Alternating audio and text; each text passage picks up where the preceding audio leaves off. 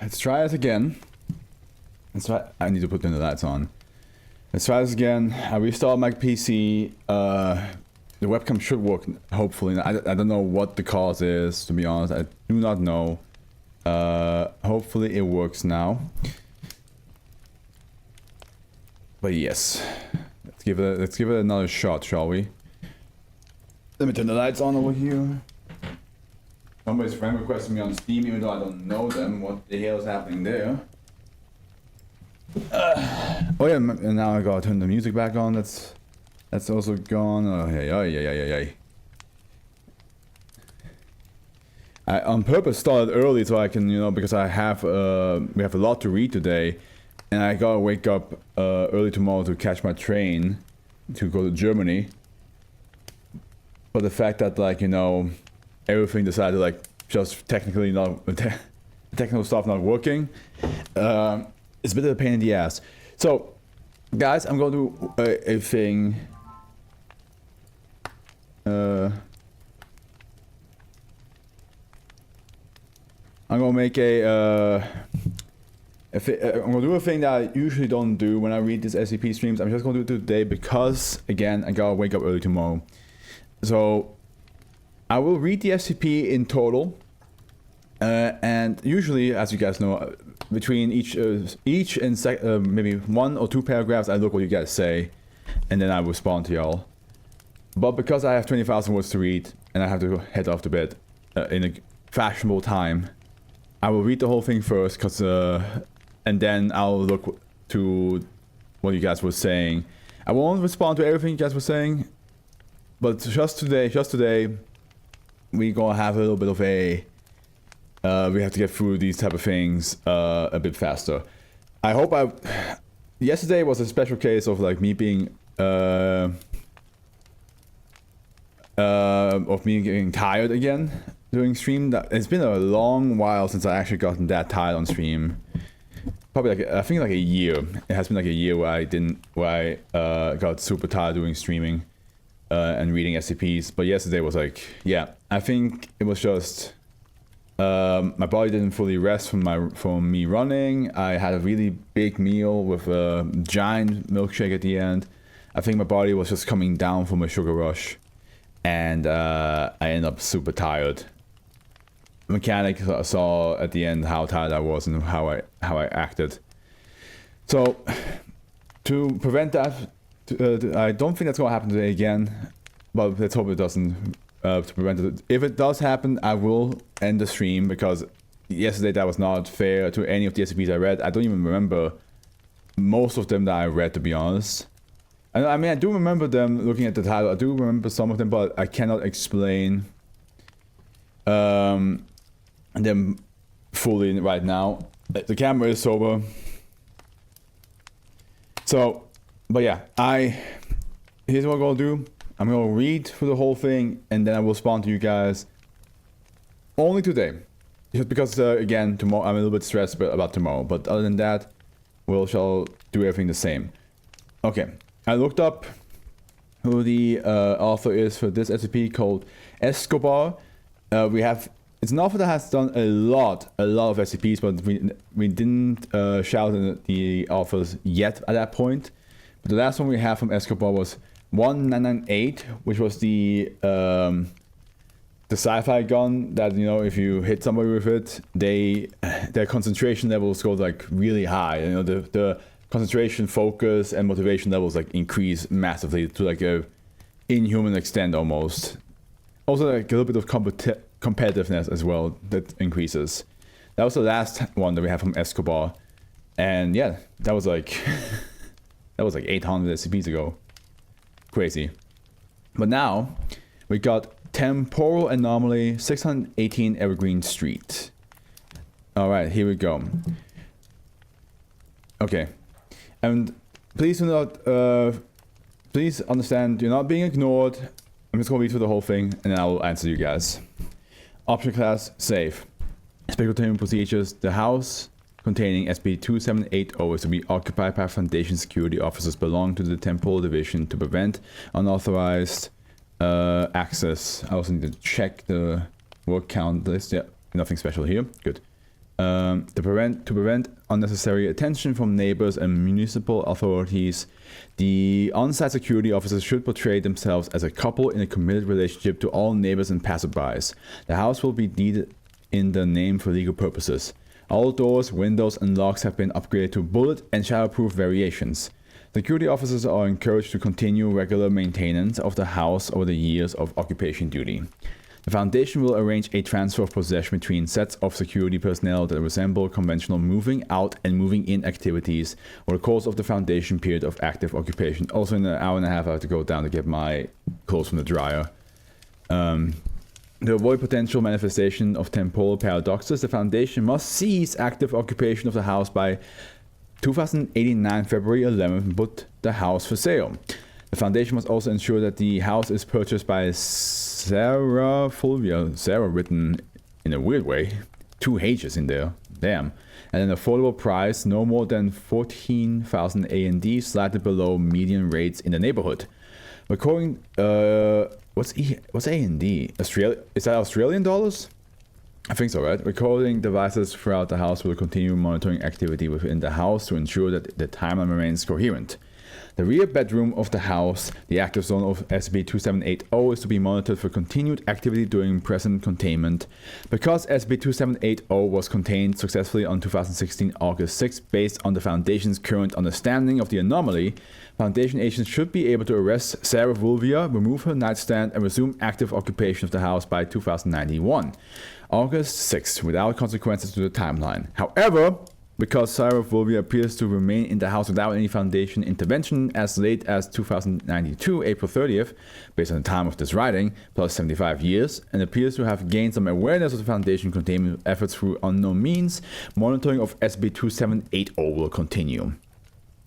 This is based on observation of SCP-2780 that includes recordings of a freaking comment on the Foundation and its inefficacious handling of the containment effort, as well as several epithets of a personal and often sexual nature. And here we have 618 Evergreen Street photographed during pre-containment evaluation. Alright.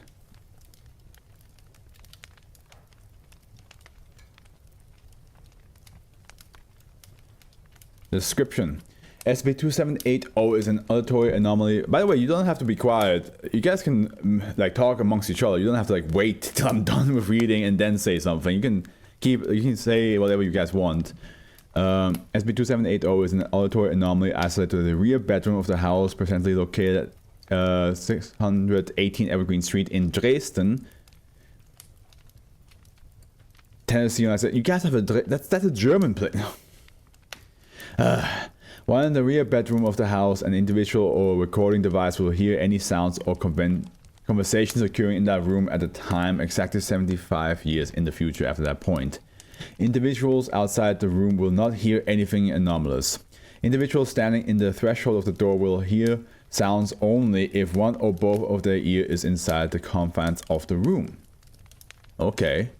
Additionally, if a brown wooden nightstand with a drawer is placed in the northeast corner of the room with the drawer opening towards the west, an individual occupying the room 75 years in the future can transfer small objects into the present time.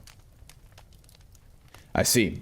So whatever anybody in the far future puts in the drawer, it will pop up in our time. Gotcha.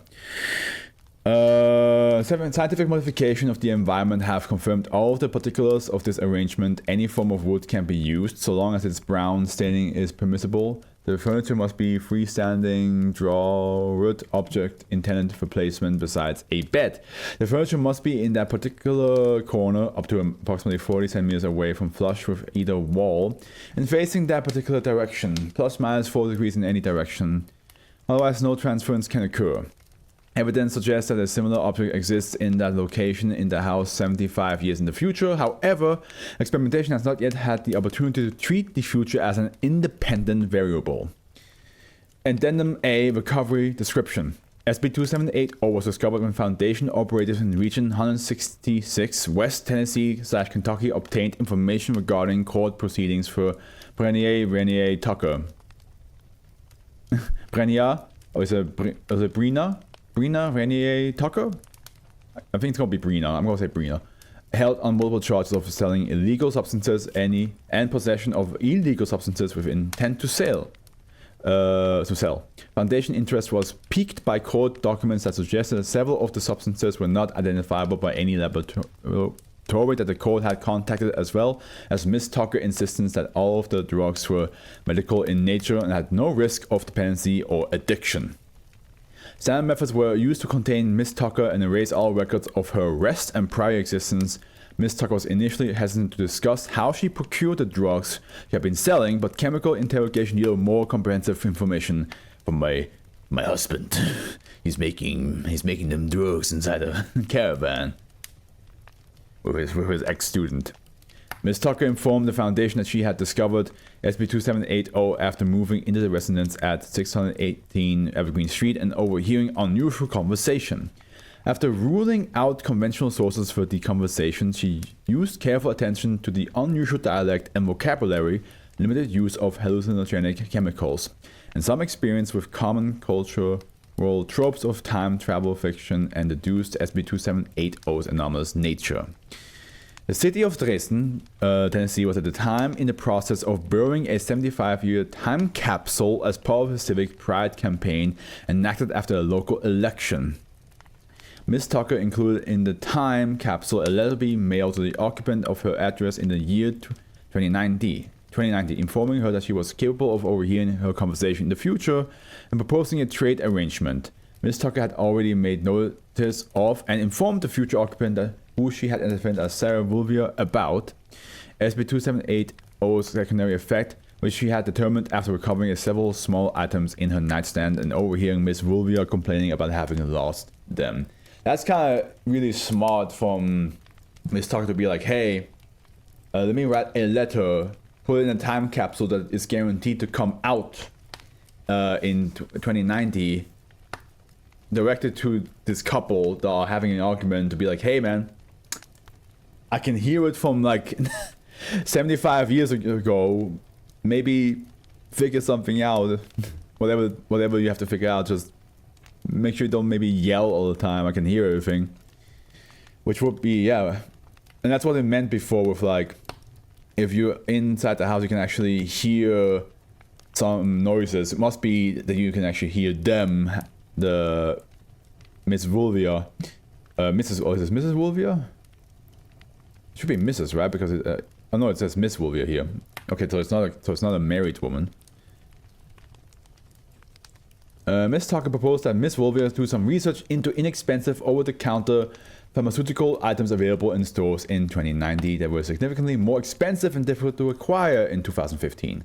Miss Tucker included a list of suggested medicines including antibiotics, antihistamines, antivirals, antiretrovirals, painkillers, and anti-inflammatory drugs.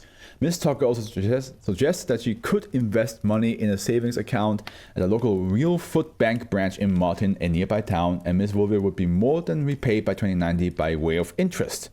Finally, Miss Tucker suggests that if Miss Vulvia wanted to continue a line of communication in chronological order, she could enter the rear bedroom, respond verbally to Miss Tucker's letter, and then go to a predetermined location in the backyard of the house and dig in a particular spot to find the next message, which Miss Tucker would write after hearing Miss Vulvia's response. Wow, they basically are just communicating to each other from two different times. It's very your name. It's very much your name. According to Miss Tucker, she waited in the room containing SCP-2780 until Miss Vulvia read the letter. Miss Vulvia entered the room and began responding audibly to Miss Tucker, giving obvious indications of discomfort, but tentatively agreeing to the core idea of Miss Tucker's plan. However, Miss Vulvia countered with several pieces of relevant information about the time period between 2015 and 2090 that required significant modification to the particulars of the plan. Specifically, the branch of Real Food Bank that Miss Tucker recommended no longer existed, nor did the Real Food Bank Corporation as a whole. In fact, the concept of a physical bank was somewhat obsolescent by Miss Vulvia's time. Yeah, it makes sense. It's fucking 75 years later. The American dollars that Miss Tucker would be in possession of would be considered worthless and in fact possibly illegal.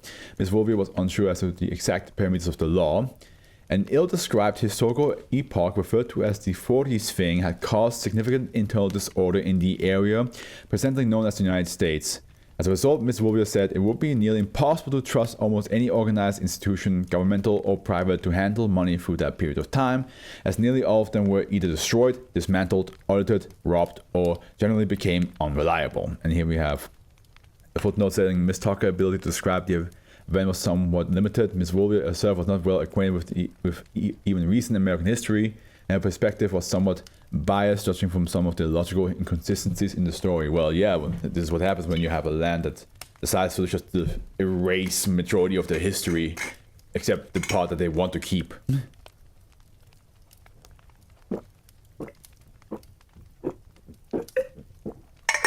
get a person who has absolutely no idea what the hell happened in their country.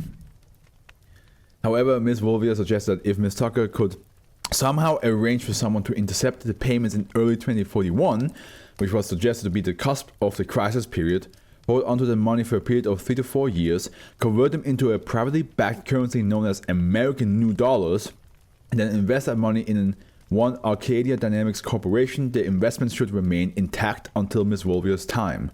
Finally, Ms. Wolvia told Ms. Tucker that if she wanted to try the scheme regardless, she could include some amount of rare metals in her next message, which Ms. Wolvia could use as a down payment and begin to process. Ms. Tucker told the Foundation that she replied in the next letter by including some pieces of heirloom platinum jewelry in the jar that she buried in the agreed upon location. After burying the jar, including a message identifying where the next drop point would be, she removed the first shipment of pharmaceuticals from the nightstand. Ms. Tucker has, so basically, okay, so she's getting like medicine from the future, I understand now. Ms. Tucker has to date buried 29 jars in various locations because she has received pharmaceuticals in exchange for each burial. Foundation temporal theorists strongly advise that the Foundation not interfere with or intercept the jars for fear of causing a temporal paradox. When asked by the Foundation how Ms. Tucker plans to circumvent the financial crisis forecast in the 2040s, she has replied that she got no fucking idea, but apparently... that she got no fucking idea. But apparently, I'm gonna get that shit done somehow, or maybe you will. I guess you have to at least help, right?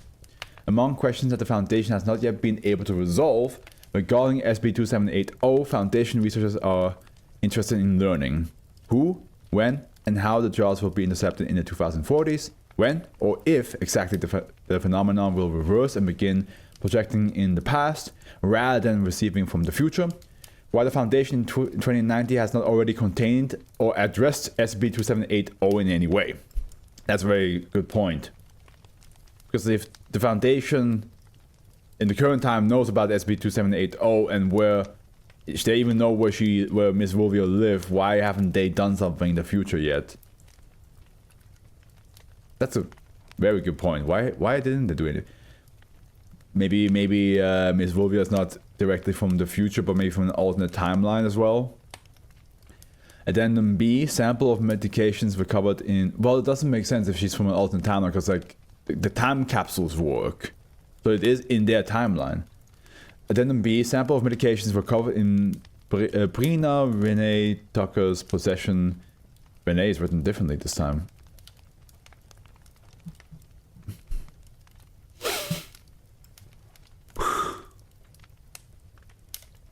Yeah, there used to be an A here. Okay. Acquired via SB2780. Tigersporin TM brand Tioxycline C sulfate ointment manufactured by AD Pharmatech for treatment of topical injuries.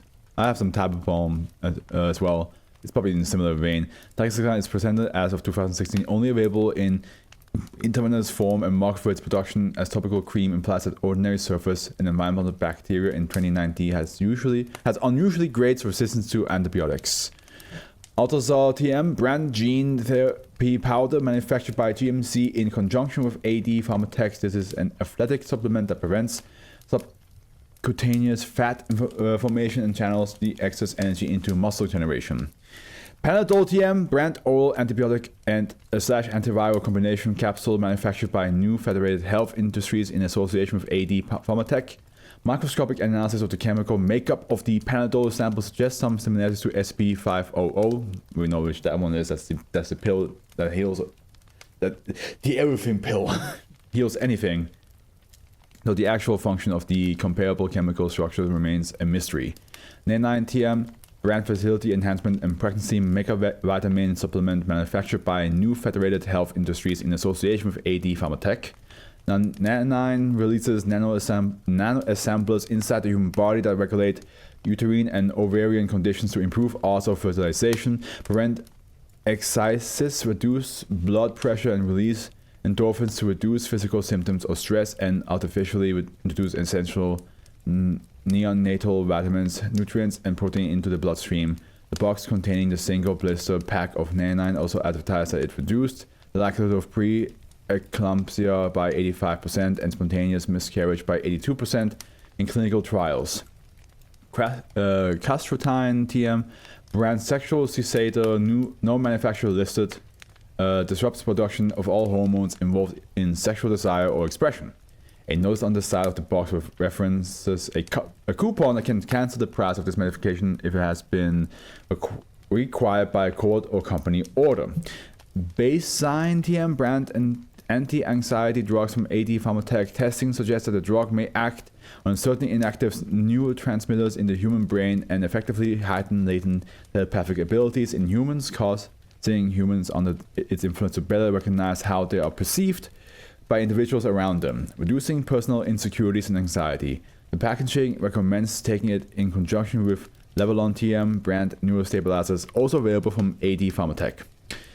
Several tubes of generic moisturizing lotion with cycline sulfate supplements and vitamins evidently designed to rapidly heal and disinfect self-inflicted scratch damage related to a disease known as sarcoplasmosis. Phrasing on the label suggests that it is the most effective treatment for sarcoplasmosis yet developed, and mentioned that it is safe for emergency application directly onto optical and genital membranes.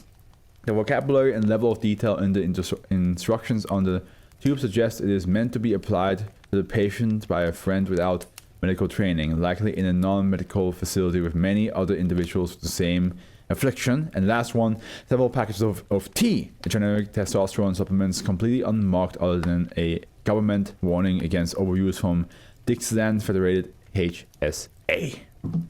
And there we go. What a thing to start off with. A little bit of back and forth with a future tenant of your building, giving you a new level medicine while you pay them with metal. Okay, what we have here.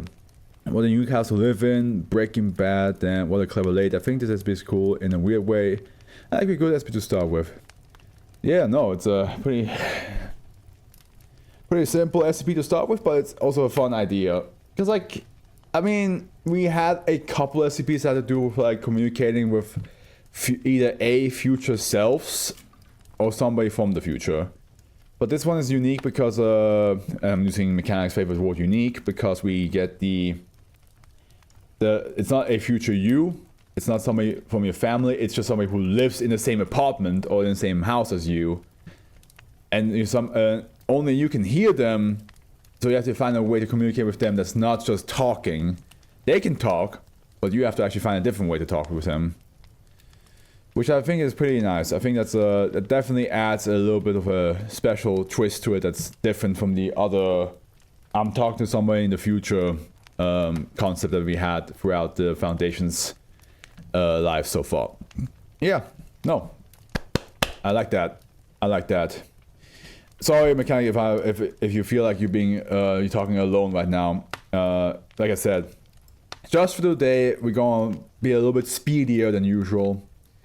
But then like next stream we'll get back to normal.